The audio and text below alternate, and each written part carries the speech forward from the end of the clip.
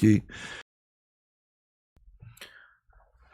Boa tarde, bom dia, boa noite. Esse episódio foi gravado, então eu não sei que horas você vai estar assistindo. Geralmente a gente libera de quinta-feira às 17 horas. Espero que esteja aí com a gente nesse horário, deixando comentário ou em outro que seja. Se você não é inscrito no canal, se inscreva, porque sempre tem vídeo de qualidade com histórias inspiradoras e com temas super relevantes para você que quer sempre estar num grau acima do seu hoje, ser melhor do que o seu de ontem. Meu nome é Roman Bessani, eu sou o CEO da Bessani Software, a empresa especializada em sistema de gestão. Você quer ter um processo mais eficiente de contas a pagar, contas a receber, saber quanto que você fatura no dia, ou mais que isso, saber a lucratividade do seu negócio? Fala com a gente, entre em contato comigo, @roman.bessani no Instagram, nos comentários aqui, seja onde for, e a gente vai responder para você. É isso aí, estou do lado do meu pai, amigo, sócio, conselheiro, João Marcos Bessani. Olá, tudo bem com vocês? Mais uma vez estamos juntos aí. Eu sou o João Marcos Bessani, sócio, um dos sócios, né, da Bessani Soluções. É isso aí. É isso aí, nós estamos no estúdio da Prodígimos. Pensa num pessoal parceiro que está desde o início com a gente. Se você quer entrar no digital, não sabe como fazer, quer gerar conteúdo de qualidade audiovisual, eles são especialistas nisso. Tem vários podcasts que usam a estrutura deles e nós somos um parceiro deles. Recomendamos, é uma marca que confiamos, vai ser atendido pela Bia, pelo Aron, pela Kátia, vai curtir o pessoal aqui, equipe super bacana. E hoje nós estamos aqui com um convidado mais do que especial, o nosso querido amigo Pastor Nilson, seja bem-vindo. Ele é formado, deixa eu ler aqui o gabarito do homem, que não é fraco não, ele é matemático, formado, pós-graduado em aconselhamento pastoral. O pastor Nilson tem uma igreja muito relevante, Batista Farol, quem não conhece está fora da cidade, porque se for de Rio Claro já ouviu falar. Faz um bom tempo que está lá, né, pastor, construindo, fazendo a igreja crescer, modificando, transformando vidas lá. Pastor, dá um oi para a galera e completa aí a sua apresentação. Olá, pessoal, um prazer estar aqui com vocês. Será muito bom fazer um debate sobre coisas importantes, relevantes para a vida. É isso. Diga-se de passagem, né, pastor, que nós já estávamos fazendo podcast antes. A Bia aqui da produção teve que dar um corte aqui na gente. Não tapa na mesa. Para de falar, pô. Quem que manda aqui? A mulher, para variar. Padrão, né, pastor? Pastor, antes de a gente entrar, um assunto nosso hoje desse podcast é muito bacana, né? Mas eu queria entrar um pouco na sua história. Para o pessoal que não conhece, né? A gente brinca, se você não conhece de Rio Claro, tô brincando, porque às vezes é a nossa bolha que conhece e às vezes tem alguma bolha aí que não conhece, mas está assistindo a gente. Eu gostaria que o senhor falasse um pouco da situação atual da igreja, quantas pessoas estão lá, os projetos que a gente falou do Rio Grande do Sul, tem a parte do mercadinho, tem vários braços, para eles entenderem que o senhor tem uma relevância, você, né, eu não gosto de chamar de senhor, tem uma relevância e tem uma caminhada nesse lado aí, que além de espiritual, conteúdo de relevância tem bastante. O senhor também eu considero como um empreendedor. Não sei se vocês consideram, mas tem uma visão, né, Bessa? Sem dúvida. Empreendedora e não estou falando que é com fins lucrativos, não estou falando disso, mas estou falando de visão de oportunidade, de oportunidade de ajudar as pessoas, de criar coisas relevantes. Então, é nesse sentido que eu digo. Aliás, é por isso que está aqui, né? Um podcast de empreendedorismo. O que um pastor está fazendo aqui? Vocês vão entender já. É porque a igreja não pode reter-se apenas em quatro paredes, Nós pregamos o evangelho, a parte espiritual, emocional, mas também nos importamos com as pessoas como pessoas que precisam de alimento, de ajuda, de médico, de remédio. Então nós temos o Cuide Cidade, que nós fazemos os nossos pães, ajudamos dependente químico, mulher em estado social carente, mulheres grávidas que não têm maridos, mulheres que estão com câncer, mulheres que sofrem agressão física do marido, nós pagamos advogados para que possam se defender, crianças de rua, alimentação para crianças de rua, o mercado solidário, que é ajudar famílias, elas vão lá, elas compram o seu material num valor, num dinheiro social que nós chamamos, e ajudamos com mantimento, ajudamos com roupa, ajudamos com móveis, e nos importamos com isso, nos interessamos por isso, porque a pessoa é física, espiritual e emocional. Então essa coisa assim, a pessoa vai na igreja, recebe uma palavra, uma oração, mas não tem dinheiro para comer, não tem grana para comer. E o próprio apóstolo falou, o que adianta você falar assim, tá com dificuldade, eu vou orar por você, Deus te abençoe, se eu tenho condição de ajudar financeiramente essa pessoa. Então nós empreendemos no sentido de ajudar famílias a superar problemas tanto emocionais, espirituais, como também físicos, materiais, com empregos e tantas coisas mais. Eu fiz uma psicologia, e um dos meus TCCs foi sobre ressocialização de dependente químico no mercado de trabalho. Então eu trabalhava com dependente químico, ensinando muitas coisas, fazer uma entrevista, se portar, como falar e tal, e um trabalho junto com empresas, para que empresas pudessem adotar essa pessoa, meio período, dormia na comunidade, e podia arrumar um emprego para se ressocializar. Porque o cara fica internado 6 meses num lugar desse, ele volta para a rua, não tem emprego, não tem família, não tem nada, para onde que ele vai voltar? É para droga. Então o problema não é só internar, é ressocializar a pessoa através de empresas, empresários, de empreendedorismo, para que possa voltar a viver uma vida. Então a igreja tem que funcionar em todos os aspectos. E isso que você está falando é muito interessante, porque acaba indo na direção do tema que a gente vai falar, que é como a paternidade afeta a economia, né? E isso afeta a economia, né? Talvez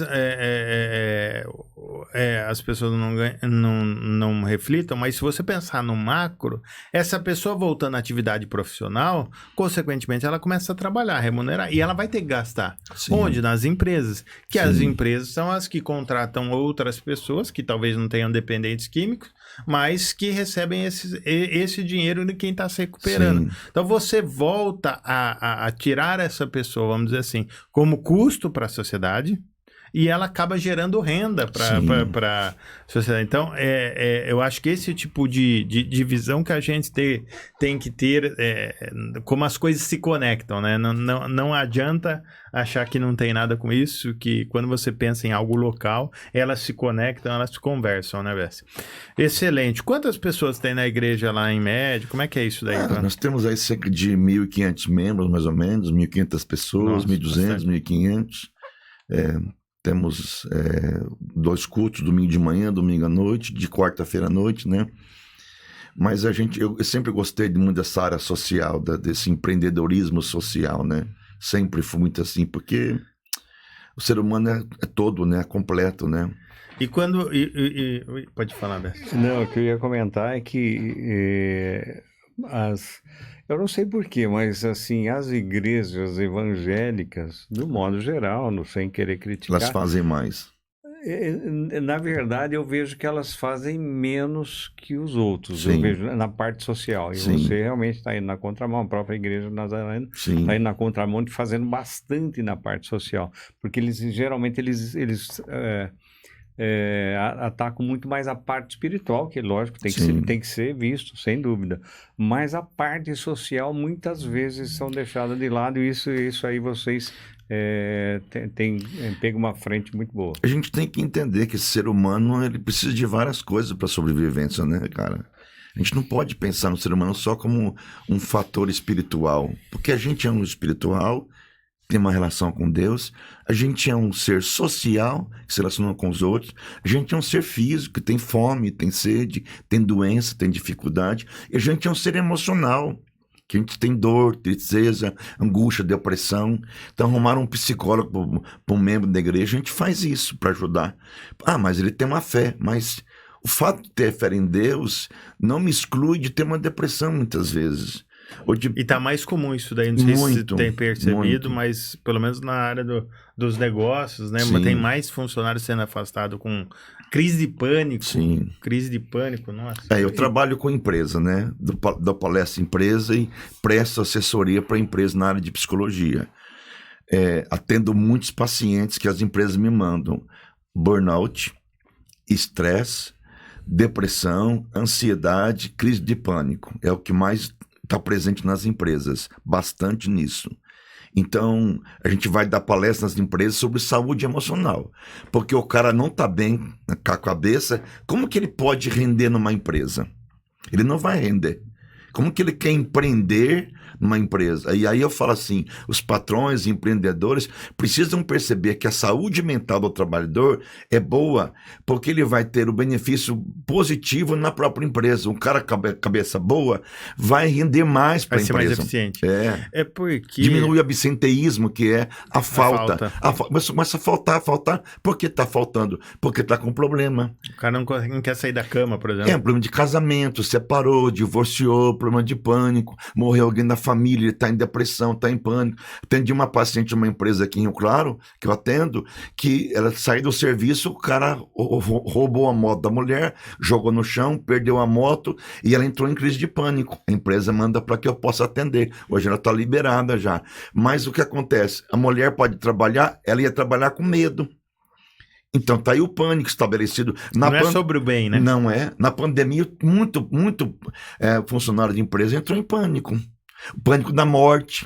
Eu tive paciente de empresa que estava com medo de morrer, porque um amigo pegou, porque alguém na empresa morreu de Covid, e o pânico se instaurou em todo mundo. E aí o que acontece? O cara não está bem, como que ele vai funcionar? Saúde mental é uma cabeça boa, ele pode até ser um bom trabalhador físico, braçal, mas como que ele vai render se não está com a saúde mental comprometida? E antigamente, hoje tá tendo mais essa consciência, né? Eu acho que você nesse meio... Mas antigamente era assim, tem que separar o profissional do pessoal. Não é possível mais isso. Porque é um indivíduo, né? É uma única pessoa. Isso. Então ela pode até fingir em um certo momento, mas fingir todos os dias num negócio que dura 3, 4 meses. Às vezes está num quadro depressivo há 6 meses. Ela não vai conseguir fingir, né, pastor? É interessante que Paulo fala isso há 2000 e tantos anos atrás, né? Que nós somos um ser tripartido também. Espírito, alma e corpo. Espírito, alma e corpo. Geralmente o pessoal fala corpo, alma e espírito, mas Paulo atribui a essa ordem de espírito, alma e corpo. Isso. E tem que trabalhar isso, tem que trabalhar os 3 pilares, né? E às vezes um problema no corpo afeta a alma. Uma pessoa está com câncer, ela fica abatida. Uma pessoa que perde a família num acidente, ou separa, está mal emocionalmente, afeta o corpo. É como carne em um e não tem como separar. O que atinge a alma atinge o corpo, o que atinge o corpo atinge a alma. É indissociável uma coisa da outra. Eu estou com um problema no corpo, minha alma... Não é possível isso. Isso é a crítica que se faz a Descartes, século XVI, XVII, quando Descartes separou a alma do corpo. Então, o que é doença do corpo é do corpo, da alma, da alma. Não é possível isso. Nós somos um ser integrado realmente. Né? É verdade. Então, eu acho que assim, quando a igreja percebe que nós somos um ser inteiro e que tudo isso reflete na nossa vida, a gente tem que entender que o ser humano é um ser tripartido. Ponto final. Então não adianta o cara vir para a igreja, receber uma oração, eu orar com ele, se o cara não tem comida para comer, gente. O cara não tem arroz, não tem feijão. E eu cerrar minha mão e dizer, não, Deus te abençoe. Não é assim. Tá com problema de desemprego, manda currículo, eu compartilho nossos grupos de WhatsApp para arrumar um emprego para a pessoa, para ajudar aquela pessoa. Então, o evangelho é isto. Em todos os sentidos. Jesus fez um sermão, o cara não tinha o que comer. Jesus disse aos discípulos, dai vós de comer. Não temos o que comer. Multiplicou os pães e os peixes para que todos comessem. Ele se preocupava também com o alimento físico, não só espiritual. É muito real e E é interessante a gente falar isso porque, às vezes, o que eu mais percebo, né?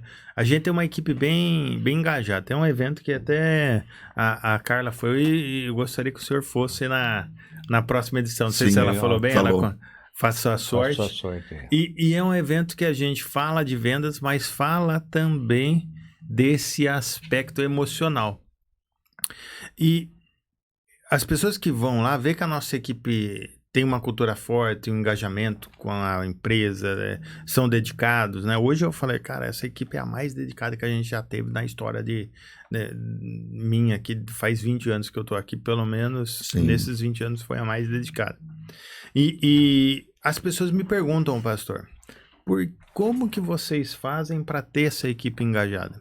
E o segredo é isso que o senhor está falando. A gente se interessa pelas pessoas e não pelo braço dela. O que é o braço? O braço é, assim, no nosso meio de tecnologia de desenvolver sistema, o braço não é braçal como o serviço físico, Sim. mas é no sentido de só o que ela pode entregar, só olhando as mãos, né? O que ela pode fazer pela empresa.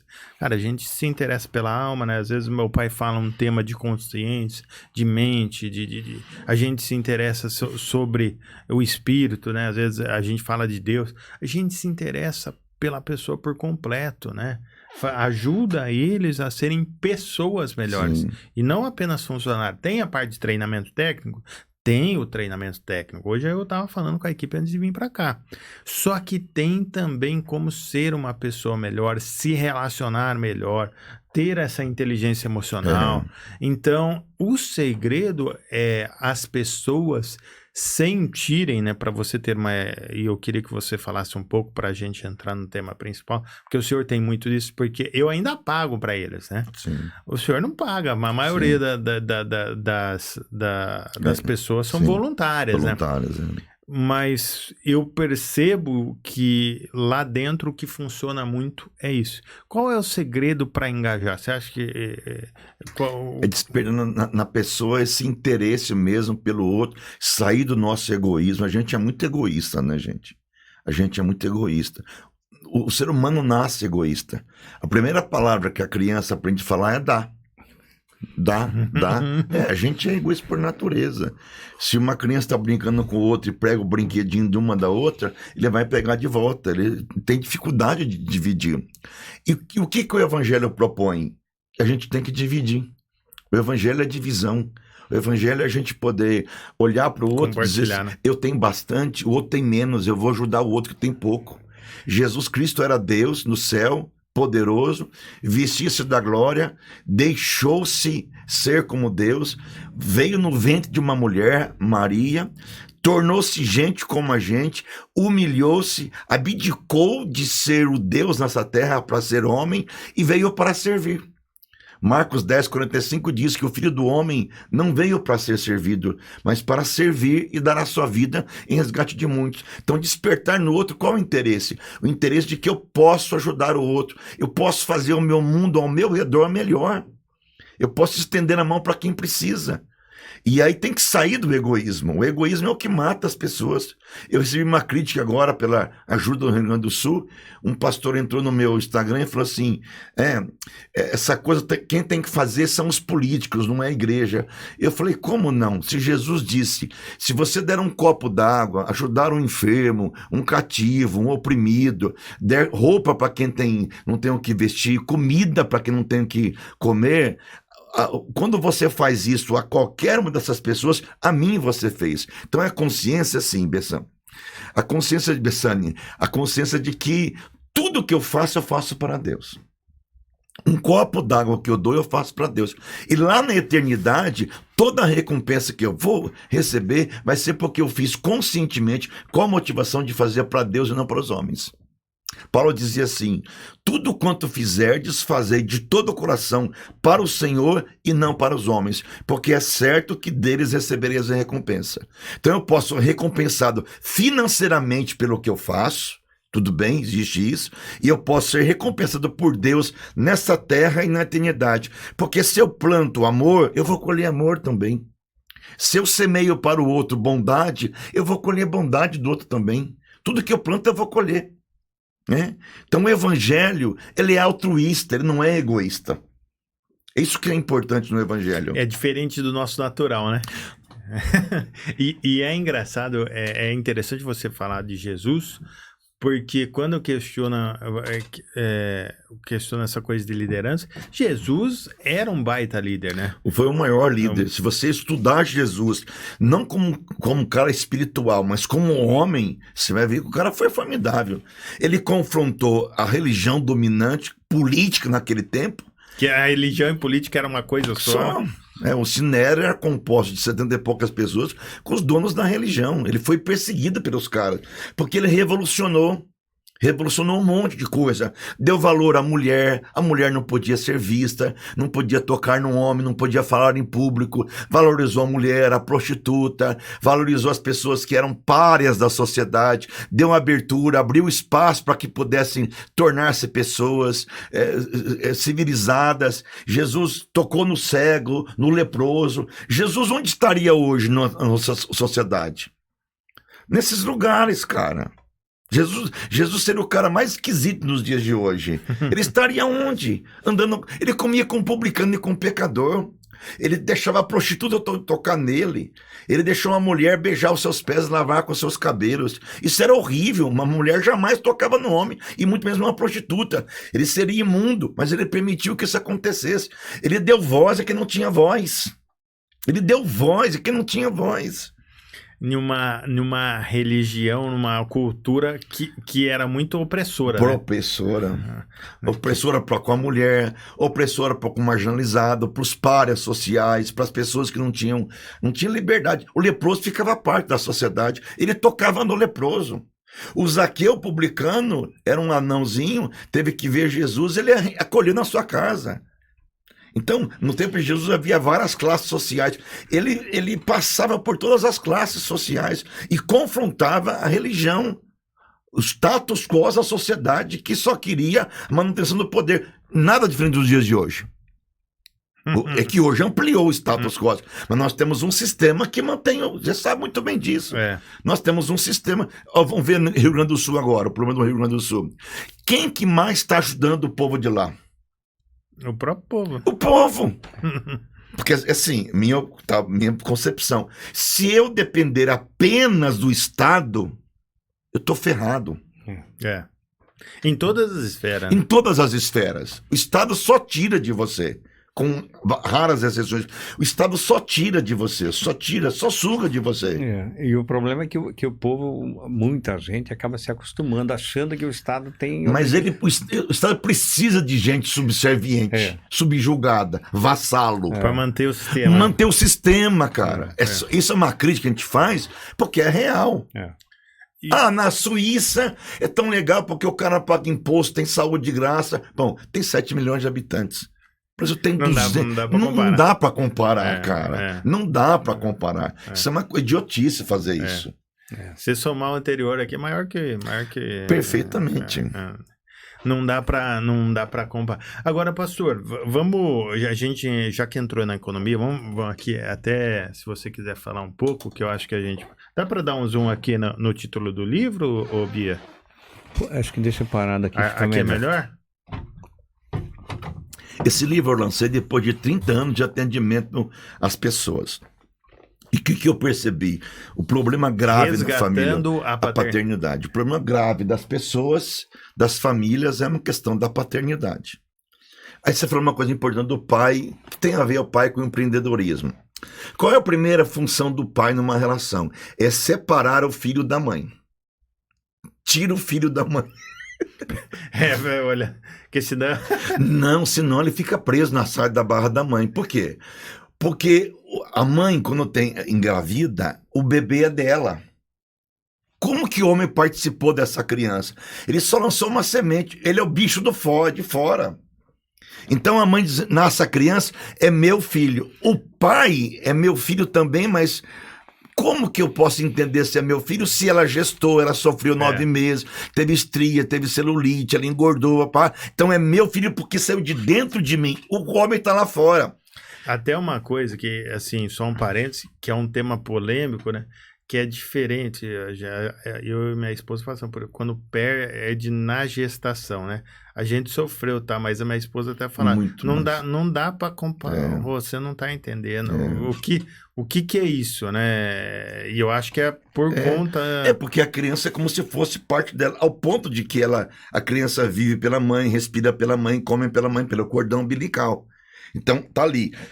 Quando a criança é expulsa desse paraíso e vem para a vida, corta o cordão umbilical, a mãe diz assim: puxa, o que era parte de mim, que era complemento meu, agora tornou aqui uma pessoa de fora. Mas a mãe é como se fosse propriedade da criança. E se a mãe não deixar, o pai não entra nessa relação. Então, o que o pai tem que fazer? Entrar nessa relação e dizer o seguinte para o filho ou para a filha: além de você e da mãe, existe eu sou o terceiro nessa parada. E o pai vem quebrar essa cisão entre a mãe e o bebê, porque eram só, a mãe e o bebê eram só. E até 6 meses de idade, a mãe e o bebê consideram o bebê como se fosse uma coisa só. Tanto é que até 6 meses, a criança imagina que o seio faz parte dela. E que ela produz o alimento no seio, e que ela e o seio são uma coisa só, até 6 meses de idade, quando há uma separação psíquica da criança. Bom, se o pai não entrar, essa criança vai ter sérios problemas na vida, de sexualidade ou de psicose, esquizofrenia, porque é uma só saúde mental, é só psiquismo. O pai entra. Por que o pai entra? Porque o pai é o representante da lei na cultura. É o pai que vai inserir esse filho para empreender, para viver, porque senão esse moleque vai ficar na saia da mãe e não vai ser passivo para a vida. Não vai ser ativo na vida, não vai sair, não vai empreender, não vai fazer, não vai caçar. O que o pai fazia em tempo antigo? Pegava o filho, vamos caçar, vamos pescar. É o pai que leva o filho para a vida. Aqui está o exemplo para cá. É o pai que faz isso. Se o pai não fizer isso, o bebê, ou a criança, ou o moço fica à mercê desta mãe. E a mãe, o que ela é? Ela é aquela pessoa que vai reter para si, que vai cuidar, vai amar, mas o pai é aquele que vai romper. Então, por que o pai tem que ser um empreendedor? Vai levar o filho para a vida, vai empreender na vida. Vai ser um industrial, um fazendeiro, vai ser alguém que vai ter uma empresa, um negócio, vai romper na vida, vai crescer nos seus limites, além dos seus próprios limites. É alguém que vai fazer isso. E isso que você está falando, pastor, é muito interessante, porque eu não tinha olhado com esse olhar de romper, até ser a lei e dar limites. E é engraçado que meus filhos, eu tenho 2, né? E eles se comportam diferente. A Gabi até reclama, eu falo, eu acho que eu não sou uma boa mãe, porque quando eles não me escutam. Eu falei, mas é meio que isso, né? Cada um tem um papel, né? Eu tenho um papel nesse... O papel do pai é o da lei, gente. E eu acho que até de dar limites. Não que a mãe não possa dar a lei, a mãe pode dar a lei, mas a mãe é mais o universo do carinho, do amor, de colocar a mesa, chamar, atrair para si, de beijar, de abraçar. O homem é o mais rústico. O cara é o mais ogro da vida. As brincadeiras do homem com uma criança é toda besta, né? Pula, vira cambalhota, aquele monte de coisa.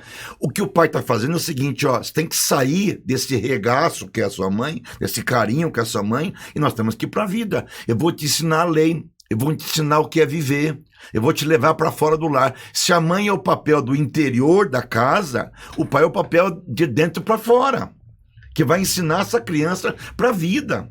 Agora, nessa emergência do feminismo cada vez pior no mundo, há uma desconstrução da paternidade, e essa desconstrução da paternidade tem levado as adolescentes, jovens adolescentes, sem propósito de vida. Uma das coisas mais importantes, Bessani, para a paternidade é o pai é o que cria propósito para a vida do filho. O pai vai gerar no filho propósito de vida, que vai direcionar para a vida. Qual profissão? Para escolher, para o negócio. Vou investir em você, vou apostar em você. É o pai que faz isso. E a ausência paterna, o filho fica como barata tonta. Não sabe o que quer, não sabe para onde vai. Porque o mundo feminino é diferente do mundo masculino. O homem empreendedor... Independente se é filho ou filha? Sim, filho ou filha. Né? Sabe que você está falando isso... Agora, nossa, a gente vai ligando os pontos, né? Porque eu já vi em casos, não é em um, em dois, que o pai é vivo, Sim, mas não tem um bom relacionamento. sim. Não troca ideia. Não é um pai ausente, ou por trabalho, aí a gente pode destrinchar os motivos Sim. que faz, às vezes é o jeito de que ele foi criado. E profissionalmente, essa pessoa, ela fica pulando de galho em galho. É. Ela não sabe Não tem propósito de vida. o que fazer. A hora tá fazendo uma coisa, aí a hora tá fazendo outra. Você sabe, até na nossa família tem isso. Hora tá fazendo outra, hora tá fazendo outra coisa. E não consegue construir, ter uma direção, um foco. Pô, você, pode ser o que for, você Sim. vendedor, né? Eu me considero vendedor, além de empreendedor. Você é vendedor. Pô, hora ele tá vendendo, aí depois, mas vender não é pra mim, agora eu vou fazer academia, eu vou fazer educação física.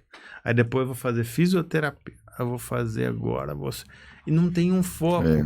E essa ausência do pai, o que é uma ausência? Porque e eu tenho, você falando isso, pastor, eu tenho os dois cenários. Por exemplo, a ausência física, o pai Sim. faleceu, Sim. ou separação, né? E tem essa ausência de estar presente, mas nem sem estar. A ausência que eu me refiro é a ausência afetiva, né? A ausência da lei, da presença. Porque o pai pode estar presente fisicamente, dar dinheiro para casa e não fazer a menor diferença nessa família. Essa ausência que eu falo é essa ausência do limite, da lei, da regra, do colocar... Assim, quanto tempo que as crianças ficam na escola? Muito tempo. Vão para a igreja, professora é mulher. O tempo que eles convivendo com a mulher é muito grande mesmo. Aí o pai chega em casa à noite... Ele foi no serviço, chega em casa, qual o tempo que ele tem de qualidade com esse filho ou com essa filha? De sentar, ver lição, conversar, bater papo, falar sobre sexualidade, conversar sobre sexualidade, o que é masturbação, o que é menstruação, como isso acontece, cuidado com a gravidez. Cadê o pai? O pai chega, tá cansado, toma banho, vai ver televisão, vai ver jornal, vai ver futebol, mal fala com o filho, e o filho vai crescendo e se esperando num pai que não tá nem aí com nada, só dá dinheiro, só dá presente e não dá presença. Porque hoje substituiu-se a presença pelo presente. Então, na clínica, 30 anos atendendo, a mãe traz um problema, ou o adolescente traz um problema, um conflito. Aí eu pergunto assim, num certo momento da terapia, e onde está o seu pai? Cadê o seu pai? O pai nunca aparece nessa relação. O pai Nem na clínica, nem não está presente. Aí eu pergunto assim pra mulher, e o seu marido, o que ele faz? Ele só trabalha, ele não tem tempo para nada, não sei o que lá. Então aí está o negócio. Eu tenho aqui pesquisa, gente, que 70% de adolescentes que se engravidam vêm de lares sem pais. 65% do suicídio de jovens vem de lares sem presença paterna. 85% de desordens em jovens são produtos de lares sem pais. 80% dos estupradores vêm de lares sem pais. 71% de jovens que abandonam a educação, lares sem pais. 85% das prisões de jovens vêm de lares sem pais. Sem pais, há 2 vezes mais chance da pessoa ir para a cadeia. Sem pais, há 4 vezes comportamentos mais destrutivos. Isso é um pouco da pesquisa. Então, cadê o pai? Mas que pai que é esse? Não vai falar assim com a sua mãe. Não vai ser grosso com a sua mãe. Aqui quem canta de galo sou eu. Aqui você é pintinho, aqui eu sou o pai. Vai respeitar sua mãe. Não vai gritar com a sua mãe. Fez a lição, foi na escola, como foi a sua nota? Passou de ano, como está a sua vida? Cadê o pai? Aí a mãe, a mulher, fica sobrecarregada. Porque ela tem, às vezes, trabalhar para fora, chegar em casa, tem que lavar roupa, tem que passar roupa, nem todo mundo tem empregada, tem que lidar com a casa, tem que fazer almoço, tem que fazer janta, ver lição de filho. A maioria das crianças nas escolas, quando vai em reunião escolar, a maioria, mulher está presente. E cadê o pai? O pai não está presente. Por quê? Porque o pai está com um compromisso. Eu atendi uma família que o filho era autista. 3 anos de idade. O pai chegava do serviço, colocava 3 celulares na mesa, ligando para um, conversando com o outro, e o moleque autista pintando e bordando na casa. Aí eu pergunto para a mulher, e seu marido? Ele não tem tempo, ele tem que trabalhar, tem que ganhar dinheiro, tem que fazer um monte de coisa. Ok, mas nenhum sucesso profissional compensa o fracasso familiar. Isso é forte. Nenhum sucesso. Ah, então quer dizer que eu vou abrir mão disso? Não, não vou abrir mão de empreender. Eu vou empreender, mas ao mesmo tempo eu tenho que entender que o maior empreendimento para minha vida são os meus filhos e a minha casa. Porque não adianta eu ganhar um monte de dinheiro e lá na frente um filho internado numa casa de recuperação, uma filha louca no hospital psiquiátrico, outro filho doente mental, outro filho cometeu suicídio. Por quê? Porque não dei atenção para minha família. É o que a gente mais vê hoje em dia. Filho dependente químico, filho drogado. Eu tenho um cara que passou 13 vezes por comunidade terapêutica. 13 vezes. 13. E cadê o pai? O pai é um cara de sucesso, o pai é um cara de dinheiro, separou da mãe, juntou com outra mulher, o moleque ficou à mercê da vida. E o que acontece com esses atos terríveis na vida, ou esses atos delinquentes? Nada mais é do que uma deprivação paterna. Quando a criança não tem o olhar do pai na família, e da mãe também, mas eu falo aqui em relação ao pai, ele vai buscar um olhar lá fora. Aí chega aquele moleque em casa com cabelo vermelho, tatuagem no corpo todo, que faz uma tatuagem, põe um piercing no nariz, um piercing na orelha. Não sou contra isso, tá bom? Um piercing na boca, uma de coisa. Aquela moça faz uma tatuagem de uma serpente no corpo todo, anda quase pelada pela rua. Aquele moleque na empresa faz coisa errada, na escola briga, bate, rouba um apontador, rouba a borracha. O que ele está dizendo? Por favor, olhem para mim, eu existo. Agora, vai chegar uma hora que ele vai chegar num momento tão grande na vida dele que alguém vai olhar. Pode ser o traficante de droga. Por isso você vê no Rio de Janeiro criança, moleque de 7, 8 anos de idade, na mão com uma metralhadora. Cadê o pai? Porque se não tem na família o acolhimento, na rua o cara acolhe. O pedófilo acolhe. O traficante vai acolher. A seita herética vai acolher. Por que tem tanta adolescente que vai para a seita herética? Porque ali tem um acolhimento. Porque ele tem um olhar para essa pessoa. Aí é que esse filho está destruído da sua vida, essa moça destruída. Aí o pai diz assim, o que eu fiz de errado? Não deu atenção. Você só não fez, né? Não fez. Ficou ausente. Pode falar. Vou fazer uma pergunta aí. Por exemplo, hoje os filhos estão indo para o mercado de trabalho muito velho. Também. Velho. Em função disso também. Depois de 30 anos, sei lá. Ou casa velho, vai no trabalho. É verdade, porque assim, o lar é gostoso. Ó, uma coisa para vocês, hein? Presta atenção nisso. Eu sou dos anos 65. Você também tá por aí. Eu tô mais longe. 2000. Ele 2000. Quando o garoto queria transar com a moça, o que ele tinha que fazer? E não ia para um motel às vezes? Ou numa zona, um motel? Era assim que acontecia. Hoje em dia, o cara namora a menina, pra onde que ele traz?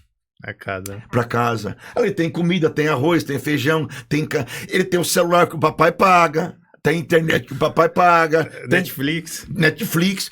Vou te perguntar, ele quer sair de casa pra morar com essa moça? Tá tudo muito cômodo pra ele. O que o pai tem que fazer? Eu às vezes parece que eu tô nervoso, não tô nervoso, eu tô falando... É o meu dia a dia, né? Não, você vê que ele deixa o microfone aqui e fica bom o áudio. Fica ótimo. É o meu jeito, gente. Se ficar assim, você nem me escuta. Eu sou intenso, viu? O cara falou pra ficar 4 dedos, eu tô com 10, tá aqui. Mas ainda bem. Pode... É que eu sou intenso o que eu faço na minha vida, eu sou muito intenso. Legal, fica sossegado. O que o pai tem que fazer? Cara, vai arrumar um serviço, bicho. Eu não vou sustentar uma marmanja a vida toda, cara. Você tá com 35 anos de idade, esse dia uma mulher me ligou, queria uma terapia. Tô com problema com meu filho, ele é muito rebelde, ele briga, não sei o que lá, não faz nada, não quer trabalhar. Eu disse, quantos anos tem seu filho? 35. Eu falei, com 35, você perdeu 35 anos de vida, gente. Então o que o pai... Sabe o que meu pai fez comigo, meu pai e minha mãe? Com 11 anos de idade, levanta vagabundo, vai trabalhar. Disse, trabalhar onde, mãe e pai? Na roça. Eu fui catar amendoim com 11 anos de idade. Hoje em dia, o pai põe um filho na casa, tudo bonitinho, certinho, dá tudo pra ele não quer sair desse lugar. Por isso nós temos uma geração de adolescentes, de jovens, que não, começa faculdade, não tem propósito de vida, não tem visão pra vida, namora 1000 garotas, termina com 1000 garotas, noiva com um monte de garotas, termina com 1000 garotas, não sabe o que quer, engravida, larga, porque não tem propósito de vida. Mas o pai tem que chegar e dizer o seguinte, ó, vamos parar com essa palhaçada, vamos trabalhar. Trabalhar onde? Ó, vou dar um exemplo pra você. Antônio Hermínio de Moraes. Ele pegava os filhos, colocava na empresa para trabalhar e assalariava cada um deles. E dizia, vocês são funcionários da empresa. Antônio Hermínio de Moraes. Você sabe quem foi o cara. O dono do Pão de Açúcar agora faleceu lá. Diniz, o mesmo com os filhos. Os caras morreram e a empresa continua. Porque a gente sabe que tem empresário que não dá, que faz tudo pro filho, o filho não participa de nada, o cara morre, a empresa acaba. Por que acaba? Porque não ensinou o filho a se comprometer, a ter compromisso com a empresa e a ser um cara que vai empreender na vida. Porque ele não aprendeu. Porque ficou na saia da barra desse pai, dessa mãe. E cadê o pai? Pega esse moleque pelo cangote e fala, vamos trabalhar, vamos fazer podcast, vamos vender, porque o futuro depende de você. Porque se eu morrer, ferrou a vida. Mas não faz isso. Por quê? Assim, o Freud, vou concluir com essa frase. No tempo do Freud dizia o seguinte, os filhos têm medo de perder o amor dos pais. Os filhos têm medo de perder o amor dos pais. Hoje o pêndulo mudou. Os pais têm medo de perder o amor dos filhos. E porque tem medo de perder o amor dos filhos, vira esses cara borra-bota que não faz nada. Não é firme com os filhos. Esses tempos eu estava conversando com uns amigos empresários com filhas na idade, né? E eu falei, cara, eu fiz uma pergunta com meu filho, né? E não imagino meu pai fazendo pra mim e não imagino muito menos o meu avô fazendo pro meu pai. Tipo, eu perguntei, filho, você me ama? É meio que isso que você tá Sim. falando, né? Você fica pensando, pô, será que eu tô fazendo do jeito certo? Não sei o que e tal. Pô, meu pai fazia o melhor que ele tinha. Sim. E o resto era consequência, mas ele fazia o que eu precisava. Sim. E às vezes a gente fica querendo agradar e o agradar não vai fazer o que ele precisa. E às vezes dar limite e demonstrar mais amor do que fazer tudo o que ele quiser. Você constrói uma personalidade. Mas assim, a ausência paterna, afetiva e presente na lei, o cara tenta substituir essa ausência com o presente. Eu vejo muito pai. O moleque tem 8 anos de idade, o cara dá uma moto pro moleque, o cara dá um videogame de 10 mil reais pro moleque. Não precisa disso. A gente brincava com um carrinho de rolemã na rua. A gente soltava pipa, capucheta, não era isso que a gente fazia? E a gente sobreviveu. Hoje eles têm tudo. Outra coisa, hein? Você vai com um filho numa loja comprar tênis. Antigamente, o que a gente comprava? Tinha o quichute. Que chute, velho. Bamba ou Conga. Não era isso? Aquele Bamba azul, Conga azul. Hoje pega um filho, vai comprar uma loja, um tênis. Quantos tipos de tênis ele tem para comprar? 350 tipos. Marcas, 940 marcas. O moleque olha aquilo e diz, ai, não sei o que eu quero.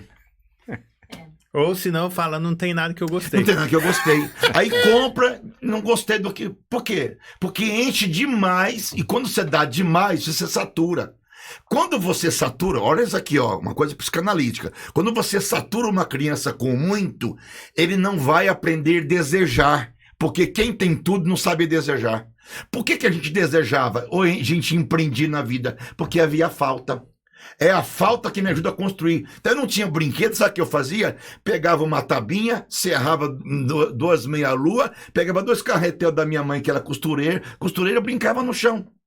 É isso, eu fazia capucheta. O que é uma capucheta? A molecada nem sabe o que é capucheta. Não sabe o que é, não sabe. Era uma linha com jornal que a gente ficava puxando. Mas porque eu não tinha o que fazer, eu brincava com capucheta. E voava, hein?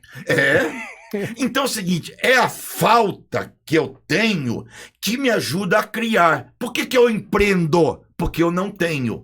Então quem tem tudo não precisa empreender. Porque eu tenho tudo. Os grandes empreendedores, vamos pegar o Silvio Santos, que acho que é um dos exemplos maravilhosos no Brasil. Como que o cara começou a viver a vida dele? Vendendo salgadinho na rua, meu. Steve Jobs. A Apple, o Bill Gates, cara. Então, quando você dá muito pro filho, ele não sente falta de nada. Aí o que eu vou criar? Como que eu vou criar? Como que eu vou empreender na vida se eu tenho tudo? Não me falta nada. Só que vai criar um jovem, adolescente, como ele tem tudo, eu posso tudo, qual é a primeira porta que eu vou pra minha vida? Droga! Que é a única que não pode, vamos dizer. Mas é assim, eu posso tudo, então eu vou pra droga, porque aí é o seguinte, nada me satisfaz, eu vou pra droga. É o que nós temos hoje em dia.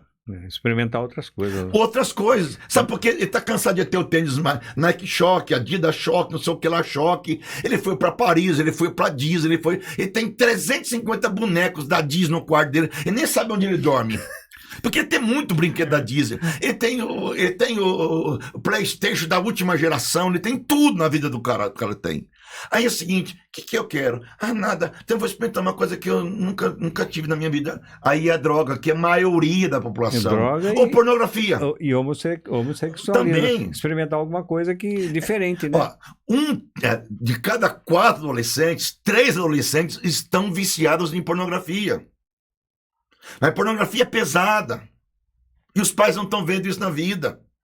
O que a pornografia tem a ver com a droga? Atinge no mesmo sistema cerebral que o sistema de recompensa, de prazer, libera dopamina. Nós estamos numa sociedade da dopamina. Antigamente era endorfina, serotonina, hoje é dopamina, que é o prazer. Prazer, o tesão, o desejo, tal. E o que libera isso rapidamente? O crack libera em 3 segundos.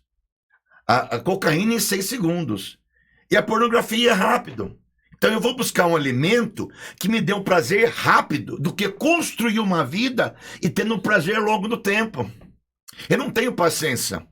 Eu preciso de um prazer rápido, imediato. E esse prazer o que é? É que as coisas do mundo vão me oferecer. Então eu troco o permanente pelo imediato. E aí isso faz com que eu tenha tudo do meu jeito, do jeito que eu quero e rápido, faz com que as pessoas entrem no mercado de trabalho desse jeito, né? Aí o que acontece? Eu lembro de alguma situação da pessoa no processo seletivo falando assim, eu vou trabalhar no atendimento, mas eu não queria falar com pessoas. Então. Eu falei assim, mas deixa eu entender, o atendimento aqui é as pessoas, né? É isso que esse setor faz. Mas eu não me sinto confortável, porque a última vez eu xinguei um cliente. Eu falei, então tá bom, né? Eu recebo de várias empresas. Então pode... Eu recebo. Tanta empresa eu recebo queixas e demais empresas com isso, de funcionários que começam a trabalhar 2, 3 meses, pegou um dinheirinho, comprou um celular e deixa a empresa. Eu estou cansado de ver empresários falar comigo. Ontem mesmo eu atendi vários. Assim, não para empregado. Eles não querem o salário que eles têm. Eles não querem fazer isso na vida. Eles não querem mais. Por quê? Porque não tá difícil conseguir empregado. Todo o tempo eu estou tendo gente assim. Hoje tem a ver com a geração? Com a geração. Uma geração descomprometida. Outra coisa importante. Eu vou abrir um podcast, né? No caso, os caras aqui abriram um podcast. Se for abrir podcast, vem aqui na Prodígio, né? Eu vou ser um influencer digital. Olha legal essa frase. Influencer digital. O cara nem sabe o que é. Ali ele pega o Instagram dele, abre, tem 230 seguidores. Ele posta um vídeo de influência digital. Porque o fulano de tal é um influencer digital, tem 1 milhão de seguidores, e o cara ganha muito dinheiro por mês. Aí eu vou ganhar. Quantos influencers digitais ganham R$1 milhão por mês?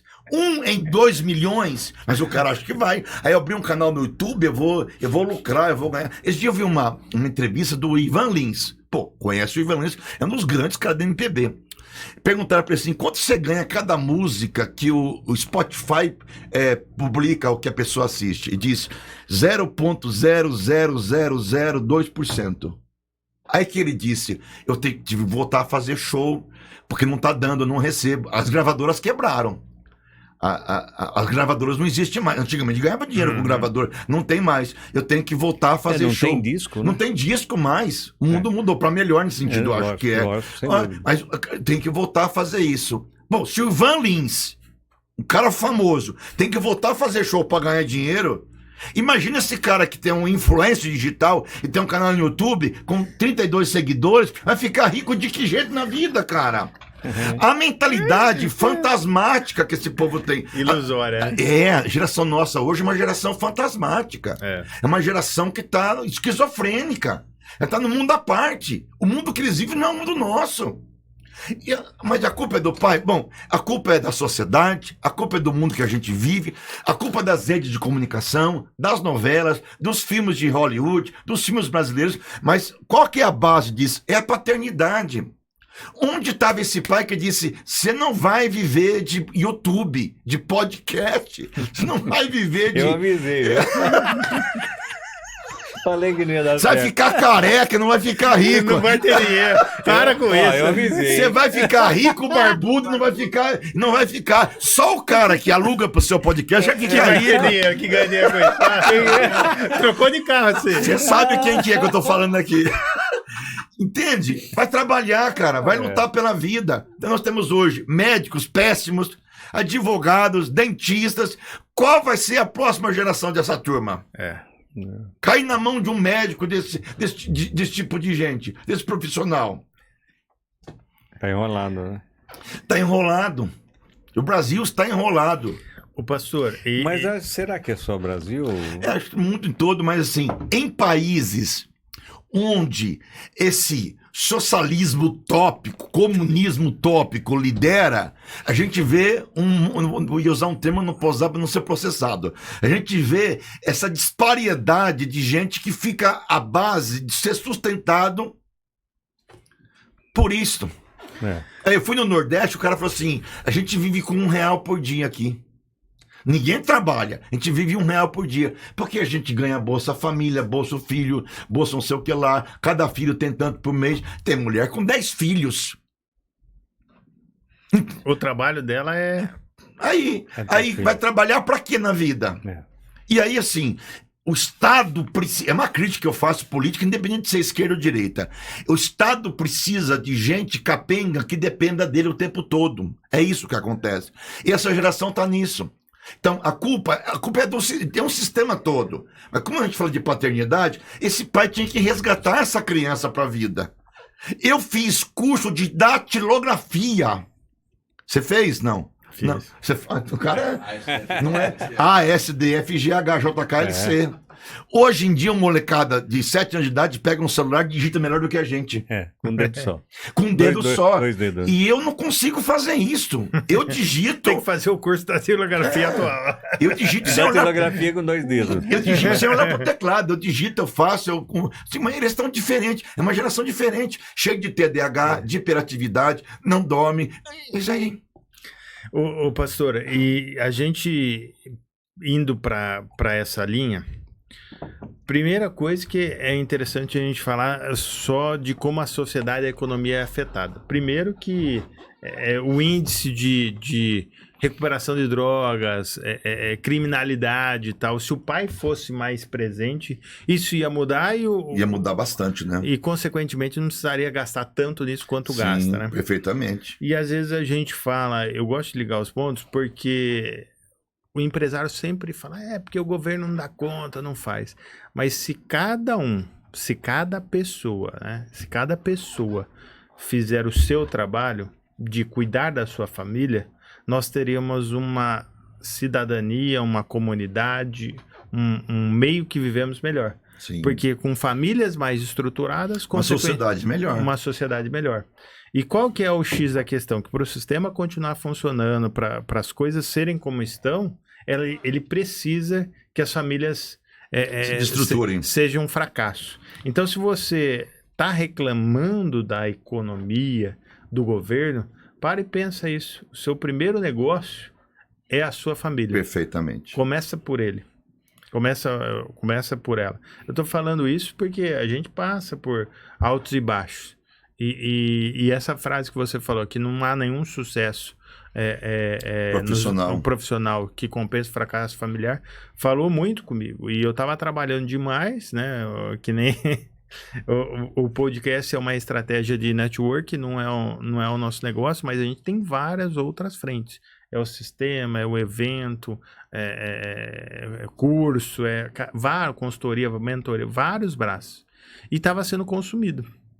E aí esse resgate, a família hoje é a minha prioridade. Você deveria pensar em fazer isso. Porque se você está reclamando do governo, da economia, do mercado e não está fazendo a sua parte dentro de casa, me cheira a hipocrisia. E se né? tiver dúvida como fazer, aqui, ó. Compre o livro aqui e você vai ter um bom norte. Agora eu quero assim, a gente falou muito de diagnóstico, aí entrando no livro. Sim. No livro, tem como um pai deve se portar? Sim. E aí eu quero que você descreva aí nessa reta final, pastor, Sim.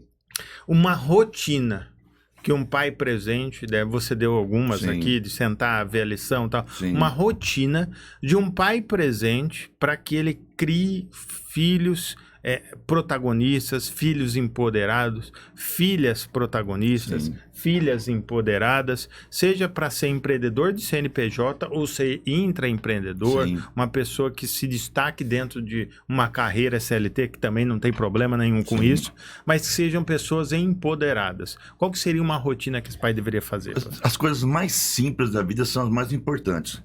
Dar bom dia pro filho, beijar o filho quando vai dormir. Minha filha casou agora. Então eu passo perto do quarto dela, então toda noite eu entrava no quarto dela, dava um beijo e falava boa noite. Isso desde que nasceu. Colocava para dormir, ia lá, sentava, orava, lia um texto bíblico, dava beijo, conversava, batia papo, almoçar junto. Jantar, não pode almoçar junto porque trabalha fora, vamos jantar junto, vamos preparar a mesa, a Carla, para isso ser excelente, Deus me deu essa mulher que faz isso, preparamos a mesa, sentamos, então eu cozinho para eles, eu amo cozinhar, então eu cozinho, ponho a coisa na mesa, sentamos, conversamos, batemos um papo, trocamos ideia, jogamos joguinhos juntos, damos risada, fazemos uma família na qual nós pertencemos. O que acontece com esses jovens? A falta do pertencimento. Eu pertenço a essa família. E quando eu não pertenço e tem a falta do pertencimento, eu viro presa para qualquer coisa. Isso é igual ao casamento. Quando eu pertenço a ela, ela pertence a mim, dificilmente vai ter adultério. Há um pertencimento. O que é pertencimento? Eu estou nela, ela está em mim. Eu faço parte dessa família, eu pertenço a essa família. Então, assim, é um ambiente propício para chegar e dizer, é minha casa, é meu lar, é meu pai, é minha mãe. Aqui eu sento, converso, aqui eu choro, dou risada, eu brinco, eu divirto, eu falo do que eu estou sentindo, eu choro, meu pai me abraça, minha mãe me abraça, me beija. Há um acolhimento. Porque o mundo lá fora é muito hostil. Eu digo sempre isso. Em casa é o lugar do acolhimento, do aconchego, porque lá fora o mundo é competitivo, o mundo é destrutivo. Não espere lá fora que as pessoas vão apoiar você e aprovar você, porque não vai acontecer isso. Então a casa é o lugar disso. Então coisas simples e bobas, ou assim, pegar um feriado, vamos sair, vamos passear, vamos divertir, vamos para a praia, vamos sentar na praia, vamos dar risada, vamos fazer coisa na praia, areinha e tal. Aí o pai fala assim, meu filho já tem 20 e poucos anos e eu perdi esse tempo. Perdeu. Porque assim, a influência que um pai tem para com o filho vai até no máximo 12 anos de idade. Após 12 anos de idade, os teus filhos vão ter outras influências na vida, boas e más. E a gente tem que entender que nossos filhos vão ter influências do mundo secular, dos filmes, dos amigos e tudo mais. Se eu perdi 12 anos, eu perdi a vida dos meus filhos. Os primeiros 7 anos se constrói a identidade dessa criança, sexual, física, emocional, familiar, lei, regra e tudo mais. Dos 7 aos 12 é a formação da pré-puberdade, da pré-adolescente, porque no adolescente ele vai romper realmente, ele vai odiar todos os valores que os pais trouxeram para a vida, porque vai começar a criticar. Meu pai é um chato, porque até 12 anos meu pai é meu herói, meu pai é maravilhoso, minha mãe é linda. 12 anos pra frente, meu pai é um saco, cara. Meu pai é ultrapassado. Meu pai gosta das músicas dos anos 80. Aí eles, com 30 anos de idade, as melhores músicas são dos anos 80. Então, se eu não influenciar meu filho nesse tempo, com beijo, com abraço, com presença, com alimentação, com comida, com afeto, chegou da escola, vê o material da escola, vê as notas, participa das formaturas. Formatura do pré, o pai tá lá aplaudindo. Vai jogar futebol, o pai tá lá aplaudindo. Faz natação, o pai tá lá aplaudindo. Porque a criança vai olhar para todo mundo e vai ver, meu pai tá aqui. Eu até me arrepio com isso, gente. Porque se o meu pai não estiver aqui, para quem que eu vou jogar futebol? Para quem que eu vou jogar o voleibol? Ah, meu pai está na Austrália, meu pai está em Roma, meu pai está ganhando dinheiro. Bom, o mercado hoje faz com que o cara queira ganhar o mundo todo e vai perder a família. Porque a gente vive um mercado competitivo. Eu sei que tem competição, tem que lutar por isso. Mas eu vejo, por exemplo, amigos de empresa. A meta, vender 2 milhões por mês. O cara começa o mês, tem que vender 2 milhões por mês. O cara viaja o mundo inteiro, o Brasil todo, todo lugar, para vender 2 milhões. Porque se ele vender 2 milhões, ele dobra a meta, ele ganha mais. Se ele não vendeu, é só o salário que ele tem. O cara se esfola, se arrebenta para trabalhar. Não sou contra isso, nesse sentido, para a empresa crescer, multinacional, ficar milionária, rico, o cara comprar um iate maravilhoso, o cara não conseguiu cumprir a meta, vendeu 1.970.000 reais, não ganhou dinheiro mais, chega em casa, o filho está lá jogado, a filha jogada, a mulher jogada, às vezes a mulher já até chifrou o marido na vida, e aí o cara não cumpriu a meta porque trabalhou o tempo todo, se desgastou o tempo todo e a família ficou para trás. Como conciliar? Eu tenho que conciliar, eu tenho que dar um jeito. Cheguei à noite do serviço, meia-noite, vou na cama, beijo meu filho, boa noite, te amo. É bom. Vou, fim de semana, desligo isso aqui, vamos conversar, vamos estar junto. São pequenos atos bobos, não são coisas grandes não, gente.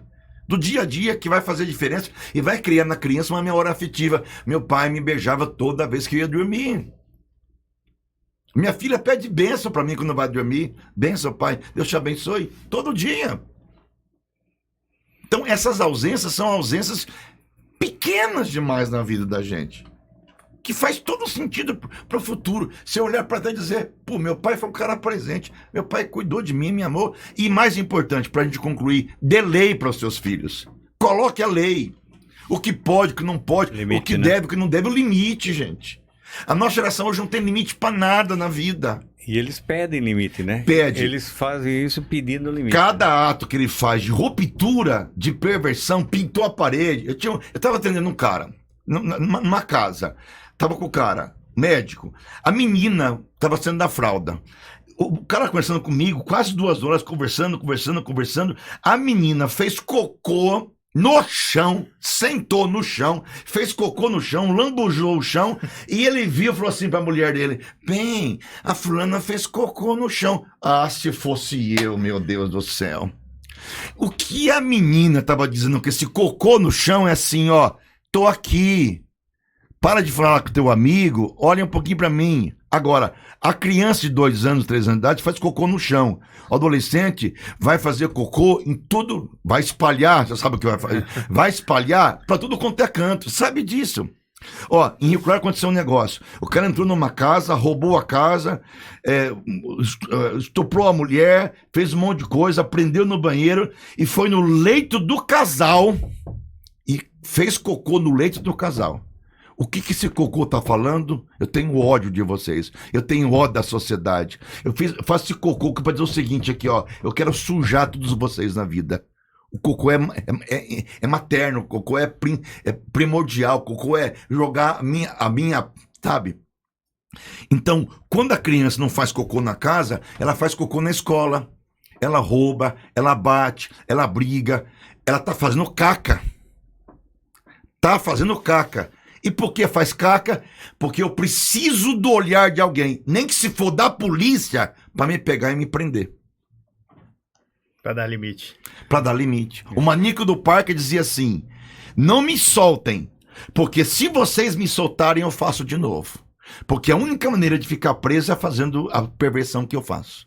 O que esse cara nunca teve na vida? Limite. Caraca.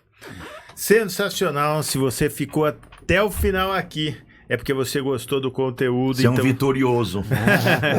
Se inscreve no canal. O pastor quer dar a última mensagem aí? Não, foi um prazer estar com vocês, falar, conversar. Eu me empolgo, tá? Eu não percebi. Ah, bom. Achei que faltou energia, né? Faltou um pouco de energia. Veio cansado? Veio correndo, pastor? Vida, né?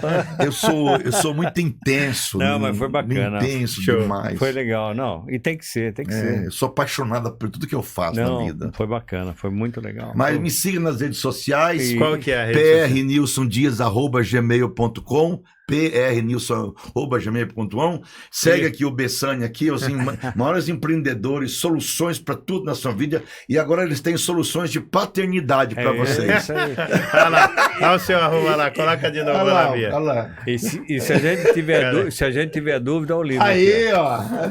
E o livro tá aí, se alguém quiser adquirir, uma editora do Rio de Janeiro. É muito bom para paternidade e que as famílias possam se ajeitar, se consertar. Eu vou ler esse aqui, hein?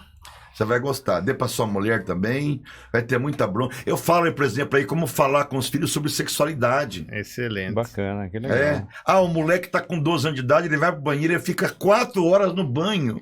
A mãe fala assim, o que ele tá fazendo lá dentro? Nada. O que o moleque faz 4 horas no banho? Nada. Absolutamente nada. Cadê o pai para dizer, filho, eu tô sabendo o que você tá fazendo no banheiro, você tá fazendo alguma coisa legal aí? Explica pro filho o que é isso. O que é esperma, o que é gravidez, o cuidado, o perigo, tudo mais na vida. Mas ele aprende no mundo, aprende errado. Não respeita a menina. O rapaz vem em casa pedir minha filha em namoro. Primeira coisa que eu falei pra ele, chama Abimael. Ele vai ouvir isso, tá sabendo aqui, viu, Abimael? Ana Carolina e Abimael, casaram agora 1 mês atrás. Primeira coisa que eu falei pra ele é o seguinte, você vai respeitar a minha filha. Eu vou te tratar como filho, mas você vai respeitar a minha filha. Porque minha filha é uma princesa pra mim e você não vai brincar com a minha filha. E respeitou. Tanto que casou. Casou com ela agora, estão casadinhos, namoraram há 4 anos. Mas quando a minha filha vê isso, ela fala assim, meu pai me protege. Meu pai tá comigo. Eu conheci um cara que falava o seguinte, a moça trazia um namorado em casa, o cara falava assim, tá aqui um dinheiro, vai pro motel pegar minha filha. Eu não pode esperar muita coisa também, né? Tanto é que é uma desgraça. Não, eu quero que você respeite a minha filha. Não brinque com seus sentimentos. Você tá... tem 33 anos de idade, ela tem consciência, mas eu sou pai ainda. E como pai, se ela fizer qualquer coisa errada, eu vou chamar a atenção dela. Porque pai não é só até quando casa. Pai é um cara que vive para sempre. Se o meu filho a minha filha fizer alguma coisa errada, eu vou chamar a atenção. Não tá certo o que está fazendo. Eu sou o seu pai. Você não me deve mais obediência, mas você me deve respeito. Você vai me respeitar. Não é correto isso. Não gostei disso. Ponto. É por falta de pessoas firmes, nós estamos tendo um mundo capenga. Então você é um pai ogro? Não, eu sou um pai à moda bíblica, à moda correta. Atemporal, né? Nossa, é isso aí. Nosso amigo aqui tá aí com o podcast, faturando cada vez que ele Quem vem tá aqui. ganhando dinheiro aqui? Quem tá ganhando dinheiro? Olha lá, ó. O cara inteligente, né? Deixou de tocar bateria, de ensinar música. Parou. Agora é só podcast. Cara, por isso que Toca teu podcast, não né? faz ó, mais o cara nada. tá milionário, cara. Meu. Vou abrir um podcast. Vai achando que é fácil, né, Aurélio? Vai achando que é fácil. Você vai ver quantos abriram e fecharam. Acabou. Tá certo, bom. gente. Tá bom. Fica com Deus. Se você ficou até o final aí, deu risada e curtiu o conteúdo, se inscreve no canal, deixa o like, compartilha esse episódio e até a próxima quinta. Até mais. Beijão.